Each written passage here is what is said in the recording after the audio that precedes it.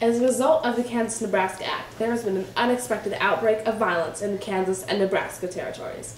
Both Northerners and Southerners are rushing into the Kansas territory, hoping to gain the majority in the upcoming vote on slavery. The North and the South alike are outraged at the murders being committed by the other side, while continuing to perform attacks of their own. This violence has extended into Congress itself. Earlier this week, Representative Brooks walked into the Senate chamber and beat Senator Sumner with his cane. We have footage of this shocking event. Gentlemen of the Senate, I don't understand how Andrew Butler can be so pro-slavery. Slavery should not be an issue in these countries. That's my uncle there, you're insulting! Ow! Ow! Ow! The Supreme Court made news today, March 6, 1857, with their decision in the Dred Scott case. Dred Scott, a slave, sued for freedom after his now-deceased master brought him into free territory. Chief Justice Roger B. Taney wrote the majority opinion, stating that African Americans are not citizens and therefore have no right to sue the United States government. Furthermore, he said that Congress cannot restrict slavery anywhere, nullifying the Missouri Compromise. The South is joyous, claiming vindication, and the North is appalled, and the platform of the newly formed Republican Party has been destroyed. Here now is Roger B. Taney, reading part of the court's decision.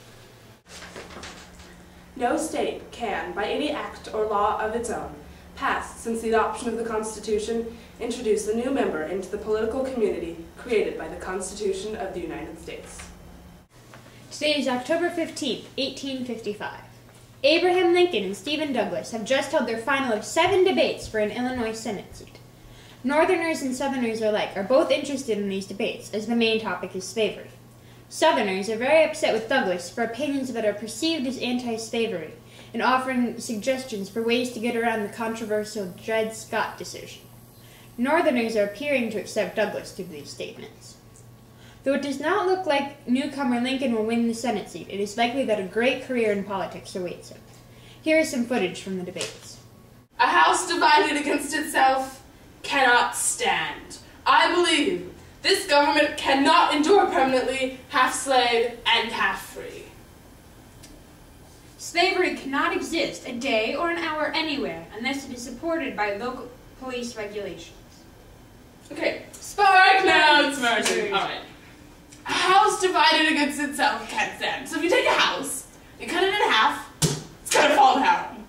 Pretty, yeah. I mean, you know? So pretty much you have to have either one house that's all pro-slavery or one house that's all anti-slavery. You can't really have both. And house is like the United States. It's a metaphor. Thank you, Stephen. You're welcome, Abraham. No problem. And then what I was saying is, if you want to get around the whole Dred Scott decision... You didn't hear this from him! No, you didn't hear this from me. If you're from the South, plug your ears for the next couple minutes. Anyways, if you want to get around the Dred Scott decision, you just have to elect some local officials who won't really enforce the decision, and then you can be as anti-slavery as you want. If they don't enforce it, it's not gonna happen. Lincoln for Illinois Senate seat. Vote Douglas. A vote for me is a vote for progress.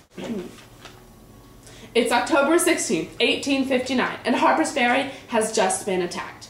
John Brown, a radical abolitionist, led a band of 21 men in an attempt to seize federal arms and start an armed slave uprising. However, no slaves have come to his aid, and troops are arriving to put down the rebellion. Northerners are already praising Brown and calling him a hero, while Southerners are outraged at the treason he is committing. We bring you now live footage of John Brown at the fort. I'm John Brown. You can't capture John Brown. Slavery needs to be eliminated from the United States of America. Slavery is an abomination, and there cannot be any more of it. I am going to lead a slave uprising, and they are going to come to my rescue, and I'm going to lead an army of slaves throughout the United States until every single plantation has been eliminated. It's December 2nd, 1860, and South Carolina has just seceded from the United States in response to the election of Abraham Lincoln as president. Southern states have finally reached the breaking point with the election of a very obviously anti-slavery president. Reliable sources confirm that more states will follow South Carolina's example, and Jefferson Davis will be appointed leader of this band of renegade states. Northern states are too shocked to have a discernible reaction at this point, but the entire nation is anxiously awaiting the response of President-elect Abraham Lincoln. No matter what happens, the Continental News Network will be here, your source for reliable news. I'm Hannah Bonning. And I'm Katie Beneke. Signing off. Stay classy, America!